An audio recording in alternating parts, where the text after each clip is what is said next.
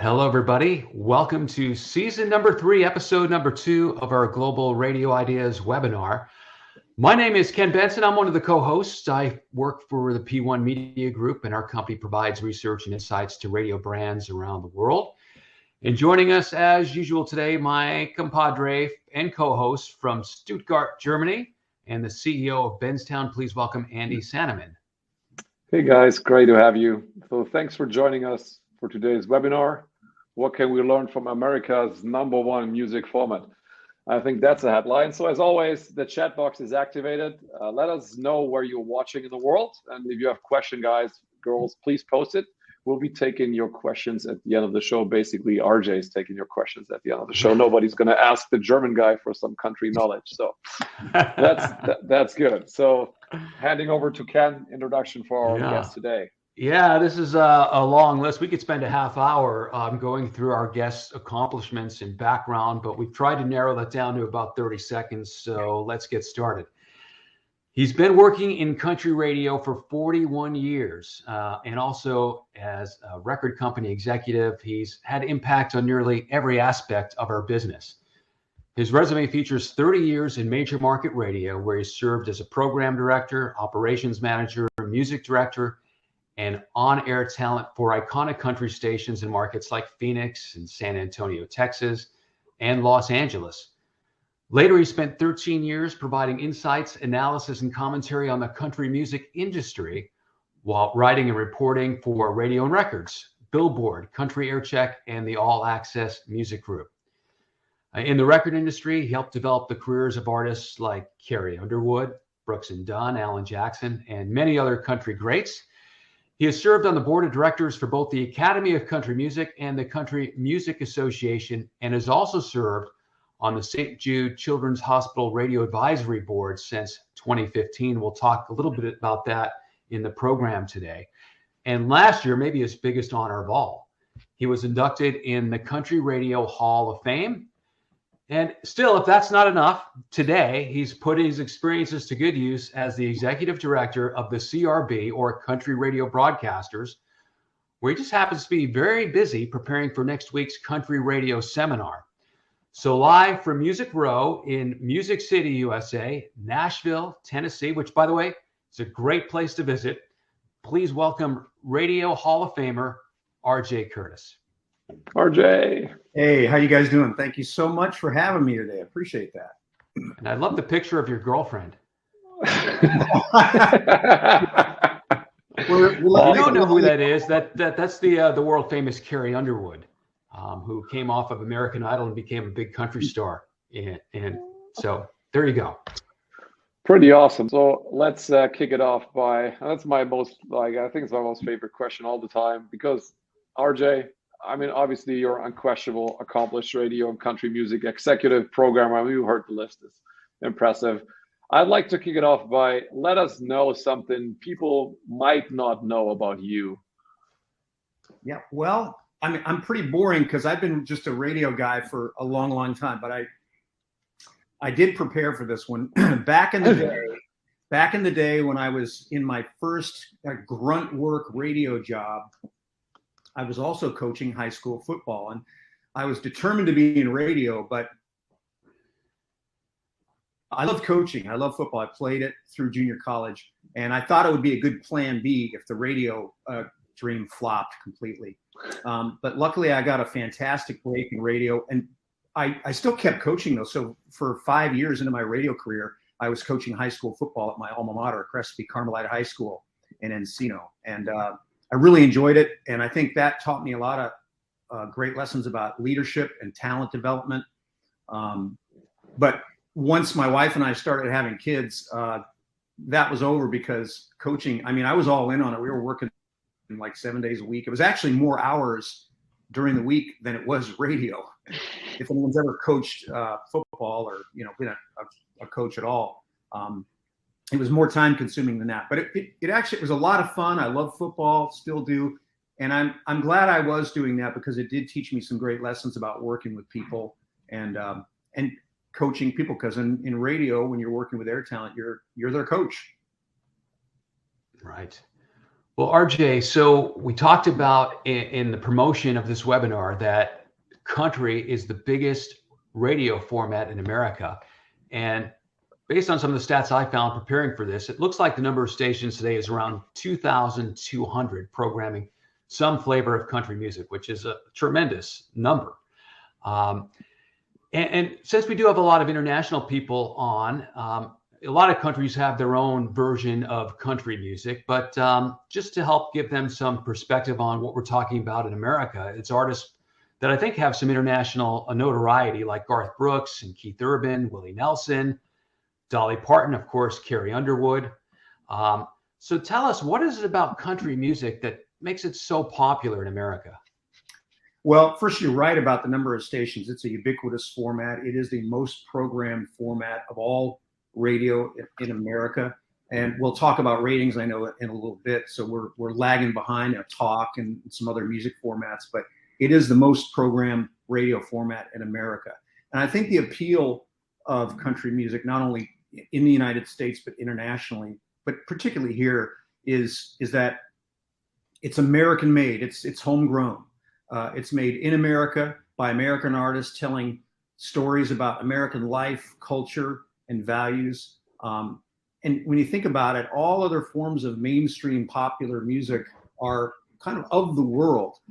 They have an international cultivation process. Country music started here, and it's about here. A lot of that feel and texture in the music has certainly evolved, with artists growing up, that you see new artists in country music have access to all sorts of influences as they grow up listening to music. But there's still, I think, in the songwriting and the presentation of that, a sense of real life, real stories, and honesty in music. And I think that resonates for some artists, and it has internationally for Garth, Willie Nelson, Dolly Parton, and others who are so relatable to everybody that they have global appeal and popularity around the world. Another thing I think that is a big characteristic of country music and our artists is they tour constantly. They have real badass chops on stage. I mean, they can get up there and play. They really are great musicians. They're fantastic players. They're great entertainers. They get that part of it. And they just know how to connect with fans on stage. And finally, that touring connection is a huge one for being relatable and that connection with fans. When country artists, by and large, appear on radio and TV, they seem like genuine, real people that you could hang with, have a beer with, or have a real conversation with, like we're doing today. And I will say that from experience, that's exactly who they are. I've met very few country artists in my time in the format that aren't friendly, accessible, and relatable. They stay engaged with fans all year, all the time. They're a lot like us. They're a lot like all of us on this webinar today.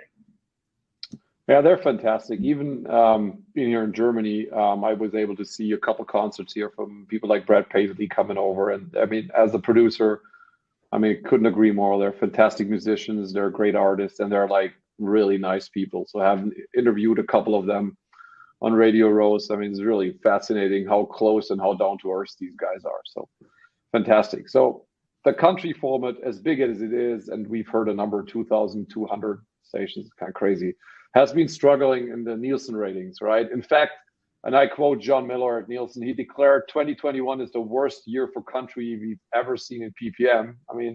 That's a pretty alarming statement. And imagine, as the head of Country Radio Board, that's you, people want to know answers, and they come for you for answers. So what's going on? What do you tell them? Like, what can be like possibilities to get off that downshift in ratings? Yeah, well, you see it right there on the screen. You look at the decline, the sharp decline from 2014, and as John said from Nielsen, it's the worst ever performance since the history of PPM measurement. And that's I think that information, which after they crunched the holiday book, came to light when they looked and analyzed the whole year. I would just say, just refer people, if they want to read more about this after the webinar, I would go to Country Aircheck Weekly. Chuck Ailey did a great 2-week piece on that where he talked to John and a lot of programmers. But Basically, to answer your question, there's a lot going on, and there's a lot of, typically with these things, it's not just one singular issue that country has to address. We'll talk about a lot of this next week at CRS, but just as all of radio took a hit during the past 2 years with the pandemic, it changed lifestyle and thus listening patterns, and country suffered a lot. We saw streaming levels on our format increase sharply among country fans because those habits changed, and that actually helped the country consumer catch up to the rest of music fans and their consumption on the digital platforms. And they have sustained that method of accessing their favorite music. At the onset of the pandemic and quarantine life, that was an alternative to what they were normally used to doing in the car and at work habits. But now we're 2 years into this, and that work from home and different, commuting habits, that alternative is now behavioral. And we all know how hard it is to get adults to change their behavior. So they're kind of locked in on a new way of behaving and consuming their music. I would say that I think that there's some consensus among programmers in our format that we might be in a low music cycle right now. And while we do have consistent hit makers like Luke Combs, Luke Bryan, Miranda Lambert, Thomas Rhett, Jason Aldean, and emerging stars like Dan and Shay, Kane Brown, Carly Pearson, and Gabby Barrett, the format has lacked a couple things that have historically driven new, younger cume to our format. Number one, a seismic, unexpected, game-changing artist. And I go back in history, you think about Garth Brooks, 89 and 90. And after that, Shania Twain. From 95 to 98, Faith Hill. Then the Dixie Chicks came around. And then more recently to that, in 2012, Florida Georgia Line. And these artists changed the style and brought new listeners into the format. The other thing I think that we're lacking right now, and this is no disrespect to those hit makers, which I named, and there's others that I didn't, a significant musical movement that shakes up the entire genre and catapults it into the mainstream. And I go back, historically, because I'm an old guy now and I have some history with some of these things, and I've lived through these. The neo-traditional movement of the mid-'80s. Before that, I go back even when I first got into the format, I came into the format in 1980. It was the middle of the urban cowboy craze.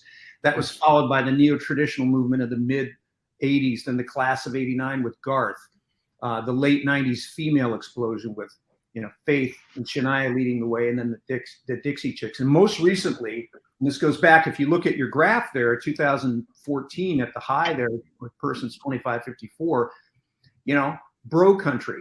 And I know a lot of people hate that term, but like it or not, bro country, it drove cume, mainstream interest, and it did something else too that I think is significant. It elevated the live music, the touring industry, about 12 years ago, and it drove ratings to the highest levels in the past 15 years, which you see right now. And now we're, of course, at the lowest level, which is unfortunate to see. And I'll wrap it up with, finally, back to COVID. That brought the live music industry overall to a complete halt. And that's obviously stopped the country format, and especially radio. It robbed country radio of its greatest tool for connecting fans and artists. And finally, I think another factor, and there's so many that are creating this perfect storm of challenges for us, the business model of radio. Centralized on-air talent, smaller staffs at the local level, voice tracking. These things have neutralized country radio's best quality, which is mobilizing itself into the local community, being present, being visible, and making itself able to execute charitable efforts in their towns. All of this and so much more that we don't even have time to talk about. And I know I've gone on and listing these things. These, as I said, are kind of the perfect storm, which challenges country radio's ability to be the best version of itself right now. Great. We're chatting with RJ Curtis. He's the head of the Country Radio Board in the U.S. If you have a question for RJ, just drop it in the chat box a bit later in the show. RJ will answer as many questions as he possibly can. We'll keep him on as long as possible, so don't be shy and take advantage of this opportunity. So RJ, you certainly gave some really valid reasons pertaining to the country music cycle over multiple decades, which has also a lot of parallels, I believe, to the pop music cycle. And I know Guy Zapolian is kind of coined the music cycle phrase many years ago and writes about it on occasion, and had some articles just in the past week or so about where pop is at. And I do hear what you're saying, because I remember in the early 90s when I went to Z100 in Portland as the program director, I'd look at the ratings. There was two very strong country stations in the market at that time. I would look at the local SoundScan sales reports and see 5 and 6 of the top 10 selling albums were country. You'd pick up Time magazine and there's Garth Brooks. You put on NBC on Sunday nights and there's a Garth Brooks concert. I'm like, oh my God, what are we going to do? Until this country thing fizzles out, it's going to be hard. I want my artists to be where the country artists were at that point. And come mid 90s, that started to change and turn about. And then CHR had a good run. So I certainly understand what you're saying.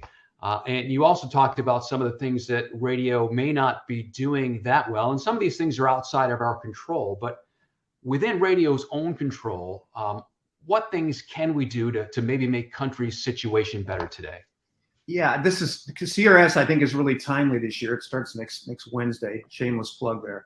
And one of the things we'll talk about next week is, challenging radio. And there are a couple sessions that are teed up that are going to challenge radio to take a hard look and a reckoning at what its role is right now. Because with all these other different ways that people can access music and entertainment, that radio has to sort of kind of regroup and see what are we good at?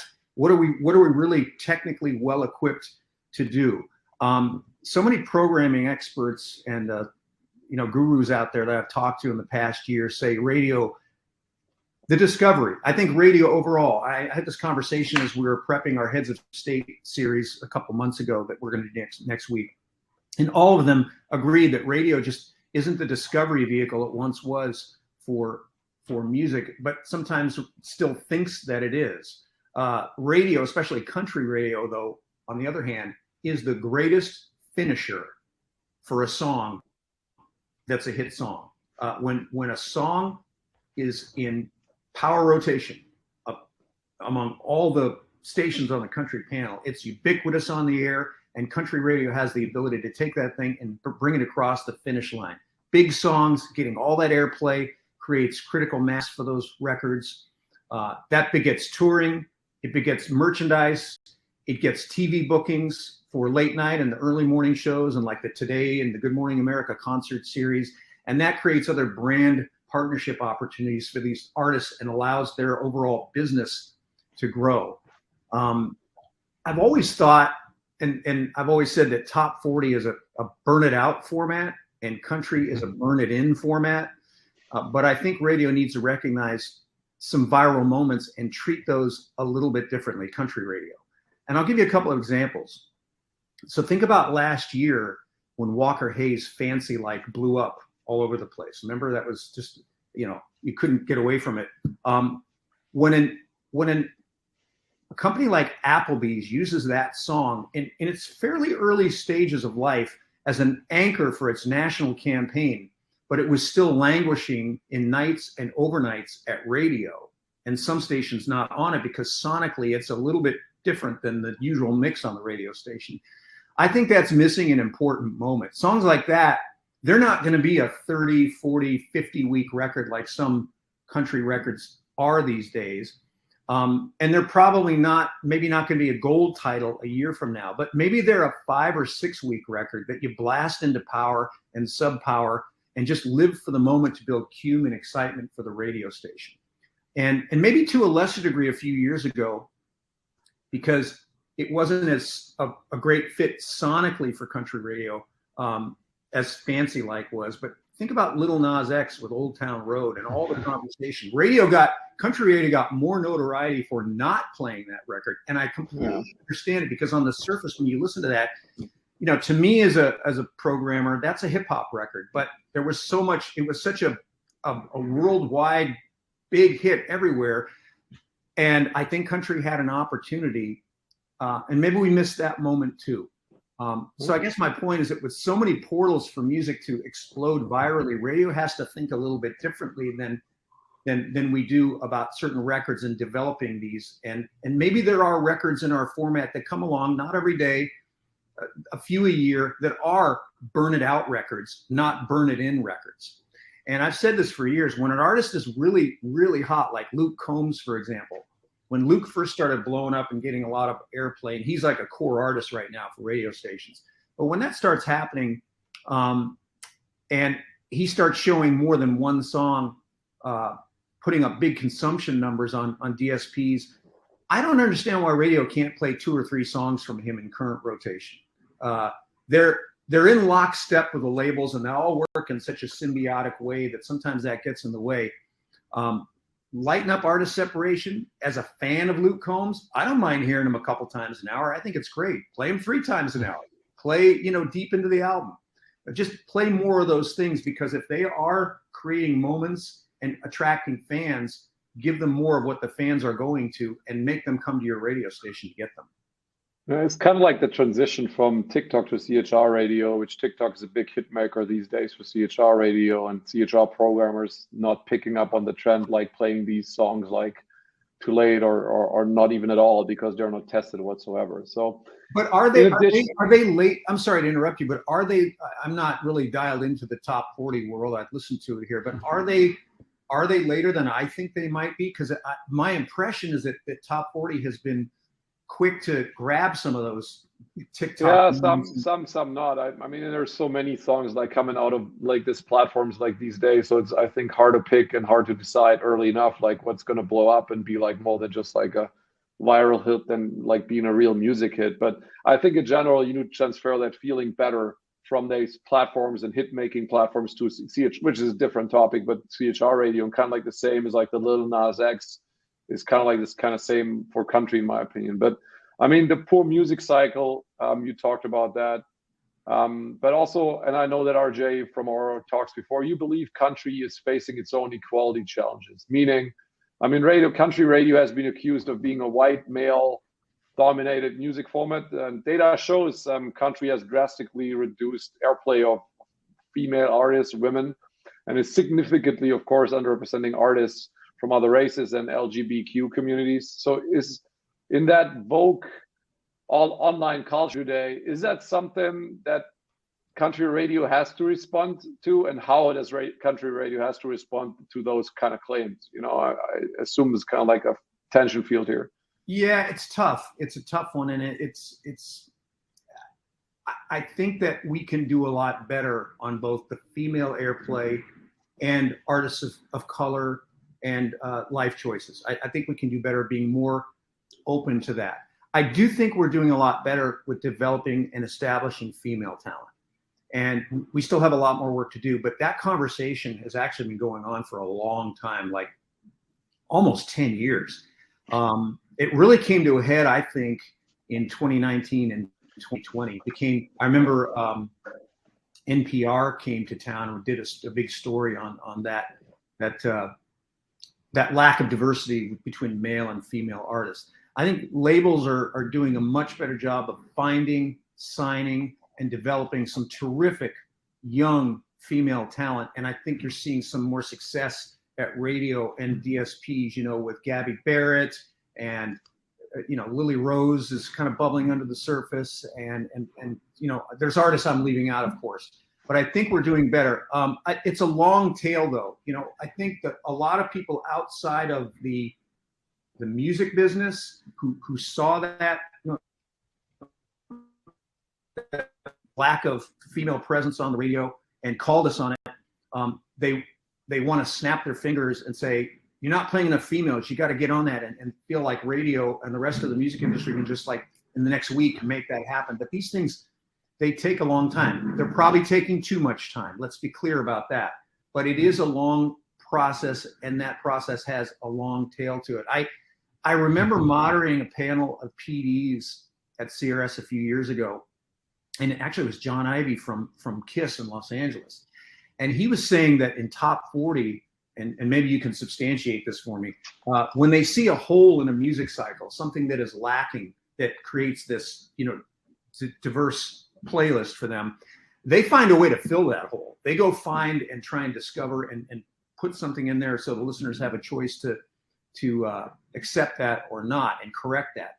And I think country music distributors need to do that too. I thought at the height of this conversation about a lack of female airplay that certain companies who have airplay initiatives like On the Verge could make a committed statement and project about developing a new class of female artists.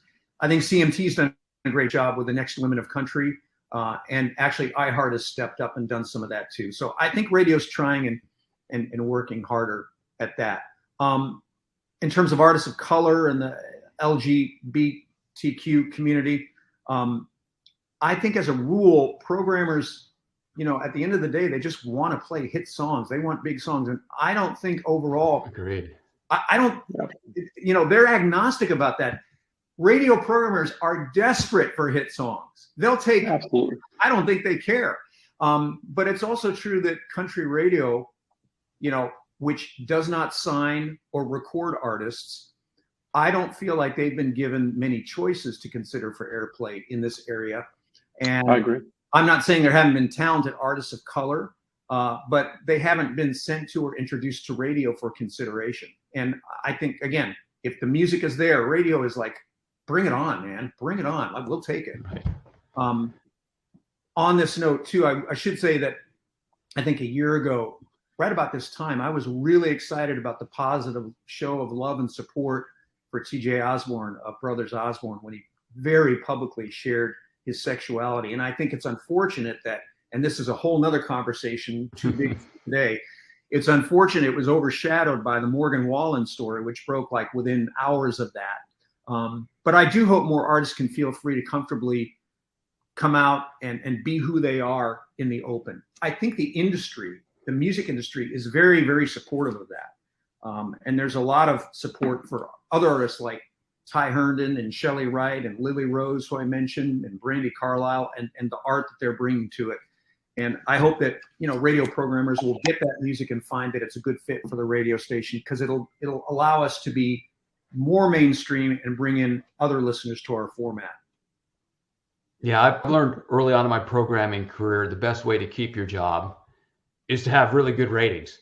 So I could care less about sexuality, race, anything. I just wanted to play the best music that's going to get the biggest audience. Right. I agree with you. Most programmers are probably lock, stock, and barrel with that. I feel that way now. Yeah, listen, excuse me. There are bad actors everywhere. Okay. We do have some people in our business, unfortunately, who are going to, but I don't think those are the people who have success and I agree. Advocates Exactly. and leaders in our format. I think they're the outliers. And I hope that we see more openness to diversity. We definitely need it. It's about time. All right, let's go to another question. We did have some questions submitted in advance by some country radio programmers, so I wanted to make sure we get to a few of those as well.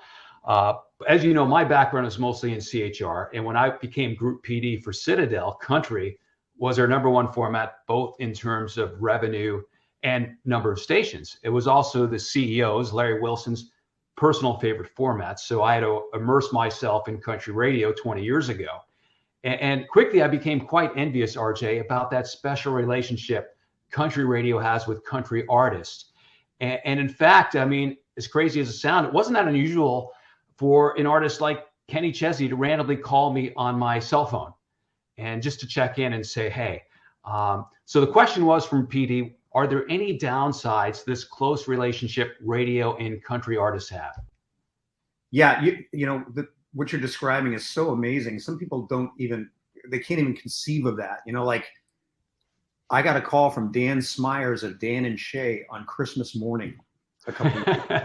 And I'm like, and that's great. But it's like usually in the holidays, it's downtime. You're not even thinking about work, right? And here's an artist like on his phone texting and saying hello. And I remember after Reba McEntire would come to town, she would make a point to call and say thank you for the support. This is a very unique situation. And we're so blessed to have those artists who will do that on their own. They're not told to do it. That's just who they are. But I do think the downside of that, to answer your question, that strong, symbiotic relationship between the radio stations and the radio business for country and the labels can be a double-edged sword. And I feel like sometimes the two parties work harder at saving those relationships and the commerce that's happening between the two parties. And I think they work harder at that, and that can get in the way of doing what actually should be done. Sometimes radio will hang on to a record for forever. It's testing medium. It's not really something that you'll see a forecast that's going to be played on the radio station a year from now. But they're working with the label on so many other things. They're working with that 10-man jam they're playing in 3 months. There's other things going on.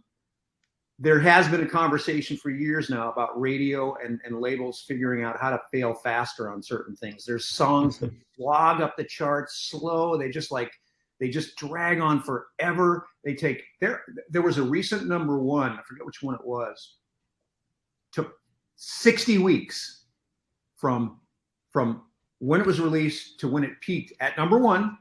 Wow. Took 60 weeks. And I know, like, Ken, you're in the top 40 background, so like that must be just unfathomable for you to even think about a 60-week record. In top 40, that's like 3 or 4 singles potentially, right? We're getting ready to drop it from the library at that point. But to that point though, RJ, 60 weeks, it may be the extreme case, but with lower time spent listening to radio, we're just seeing most records, and even if it's a promotion you're doing, it takes so much longer, so much more exposure to have the same impact you would have had, let's say, 10 or 20 years ago when TSL was longer. Yeah, that's true. I struggle with that because there are certain records that, and 60 is a pretty extreme number because that's really on the high end. It used to be for some years ago, Lee Brice had a song. I can't remember what the name of it was. Somebody listening today might remember what it was. It took 54 weeks, and that was like, oh my gosh, it took 54 weeks. But in the long run on that record, which peaked at #1, I think, in the long run, that was a great example of burning it in, and lived on the radio station for long enough time that it could be a sustainable song in the library of the radio station. So it got into the recurrent and the gold, and it became something that lived on the radio station as a gold title, which country, they play a lot of gold records too, catalog records. And on the other side of it, there's sort of the other side of that is the established superstars who have records go up and down the charts in 21 weeks. And I think that's challenging because those don't get a chance to burn in. They go up and down, they peak at #1 in 20, 25 weeks. That familiarity you just talked about with listeners' time spent listening being lower, they don't have a real chance to digest it and feel it and make it a favorite song of theirs. And then it becomes, as you put that in the library as a recurrent, and then you test it as a new or stay current, and then graduate it through the library, it doesn't have the sustainability because the familiarity really hasn't been established in that short amount of time. So I don't know. I don't think it's 60 weeks, and I don't think it's 21 weeks, maybe somewhere in the middle. And I don't know if there's a hard and fast rule because, as we all know, all hit songs, all records behave differently. Right. So I know the Lee Brice song. John posted it. "Love Like Crazy" was the Lee Brice. Yes, thank you. Yes. Thanks, John. So today's webinar is titled "What We Can Learn from America's #1 Hit Music Format." And the next question might not be a lesson, but a good reminder how important and valuable community service is. And I think country radio does like a significant and fantastic job in that area. So I know, and we heard in the introduction, that you're involved with St. Jude's Children's Hospital. So let us know more about the great work country radio is doing for them. What do you do together? Yeah, it's been a great partnership for 30 years. And I remember so well, I was at CRS in 1989 when Randy Owen stepped up there and threw down the gauntlet to country radio. He challenged radio, like, you have a lot of listeners, you have a lot of influence in your communities. Why don't you help the kids at St. Jude? Why don't you do something for them? And radio listened to that. And so since that time, the Radiothon program that the St. Jude folks have helped develop with the assistance and the partnership of radio. And that's why the Radio Advisory Committee has been so helpful in developing this program of raising money in these radiothons that go on. And I remember so well that they had to adjust their way of thinking when PPM became the currency. But in that time, since Randy threw down that gauntlet, and now that partnership has generated, over $800 million Wow. to the hospital in Memphis.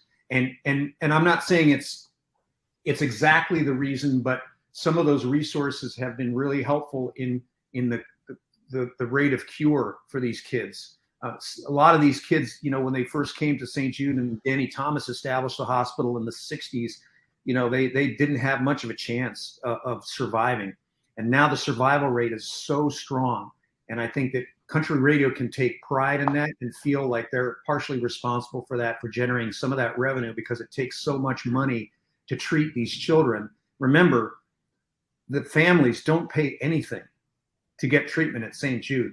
They walk in there, they're accepted, and they're treated for free, which is absolutely amazing when you think about it. And Country Radio should be very proud of itself. I know they are. It's the go-to charitable effort for a lot of stations, and it's a sincere effort too with the artists. The artists have really embraced that, and that causes further advance when you have the cosign on the artists with it. A lot of these artists, they do things for the kids at St. Jude that you and I, we never hear about that stuff. They just do it.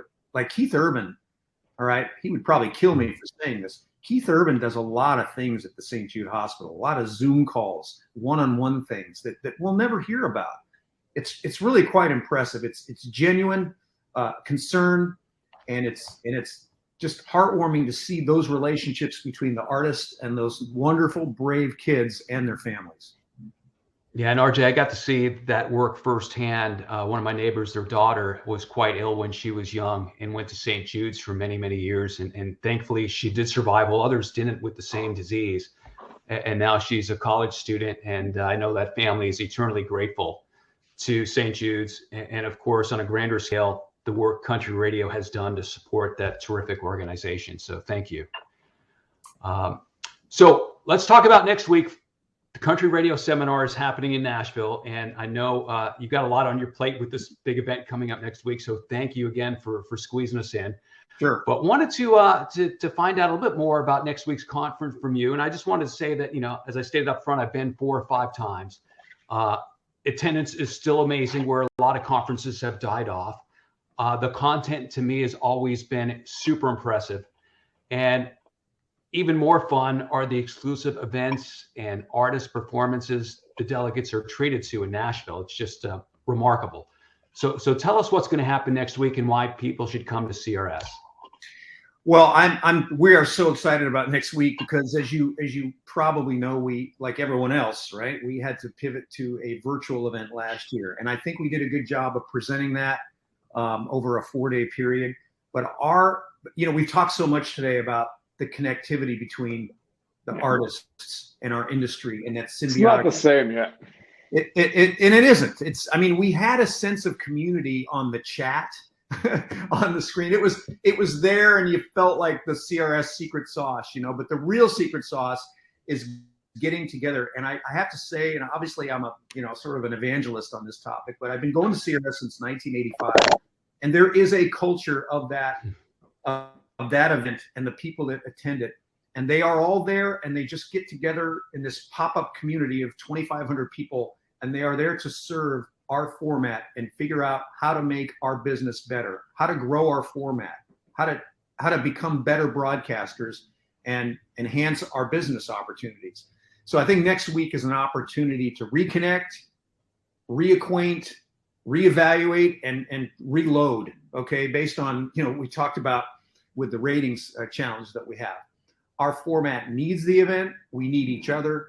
We are the greatest problem solvers and collaborators of anyone in radio. I really believe that. And I also think that Country, for many years now, has been one of the most self-aware formats. I don't know that of course, I've been directly involved with Country, so of course I'm biased here, but I don't know that there's any other format who spends so much time like angsting over itself. It's really quite amazing. And we have a lot of challenges, and we'll get to work on that next week. We've got a Heads of State series that's going to go on all week with Label, and radio CEOs together talking about their challenges, where they see the world. I thought that was important for us to take a look at because a lot has changed in radio and the music industry in the last 2 years. So we want to find out from these decision makers in the corner office how they see things moving forward.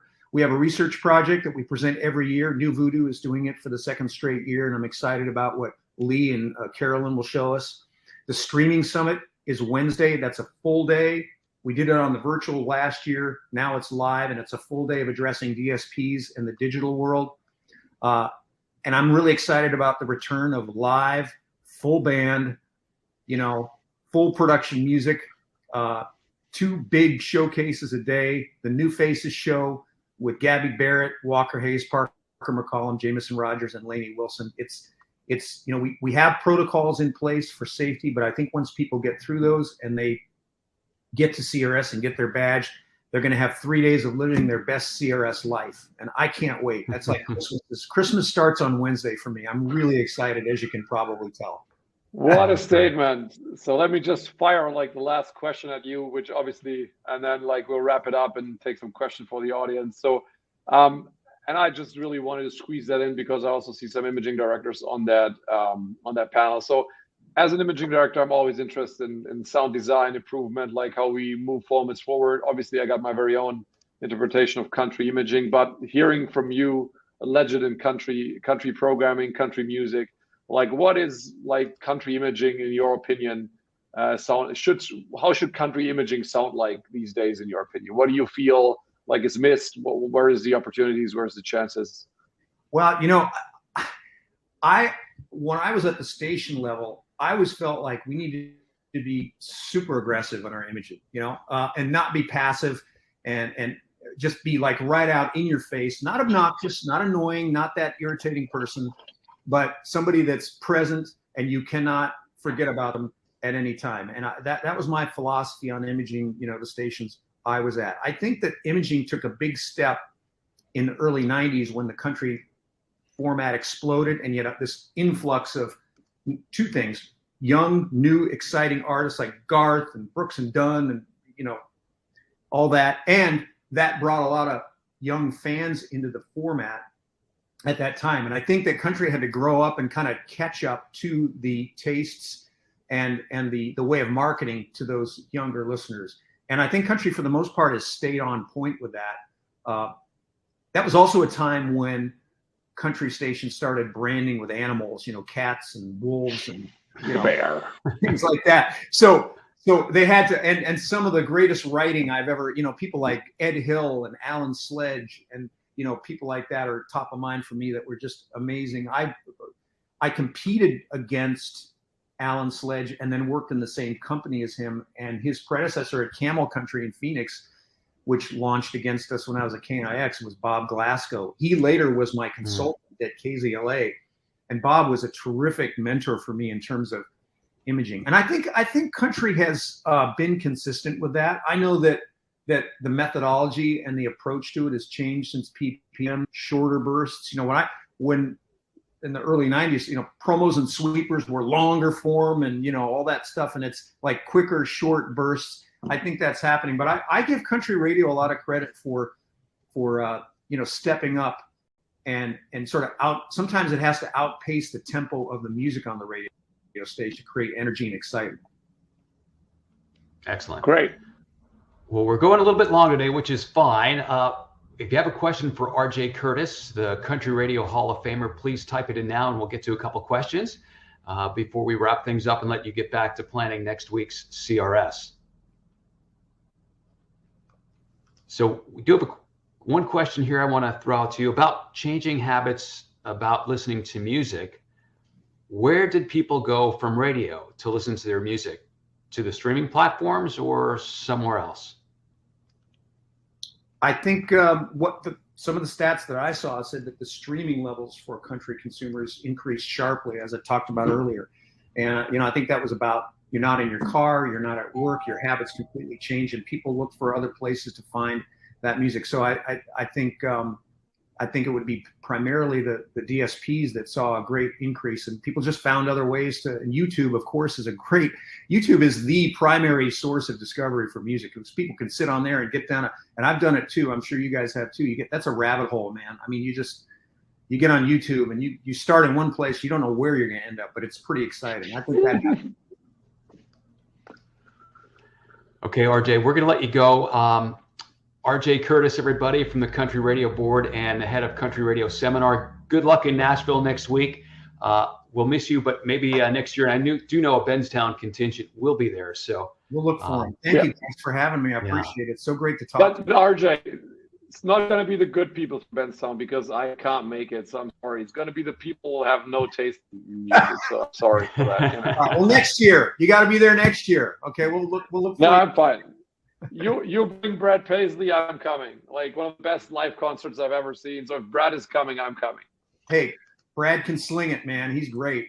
Yeah, absolutely. No, it's going to be an awesome time, and I'm really unhappy that I can't make it. But obviously, with COVID and all the travel restrictions, kind of difficult. And I think Chachi and the crew is going to keep up awesome. And of course, Chachi's a country lover too. He is. He's a big supporter. So it's going to be an awesome thing, and yeah, it's going to be fantastic.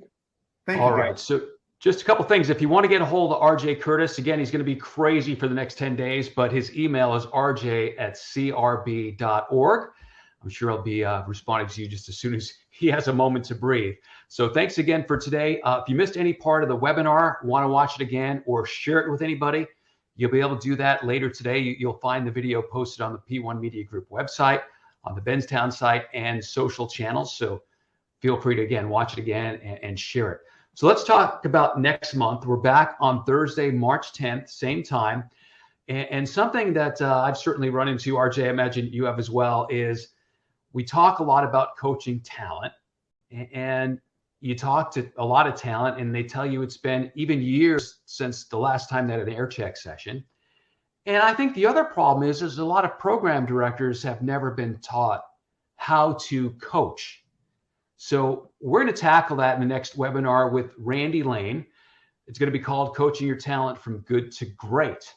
And Randy has worked with some of the greatest, including Ryan Seacrest, Jimmy Kimmel, who just happens to have a late night TV show, but started in radio, the late Kid Craddock, The Burt Show, which does great in Atlanta, Mark and Brian, which was a phenomenal show. They even had a TV show at some point. So join us on Thursday, March 10th. Randy Lane will be here to share how to coach your talent from good to great. As for today, thanks to Suzanne, our producer, and thanks to Andy. And on behalf of P1 and Benstown, thanks for watching, and we'll see you again on the 10th of March.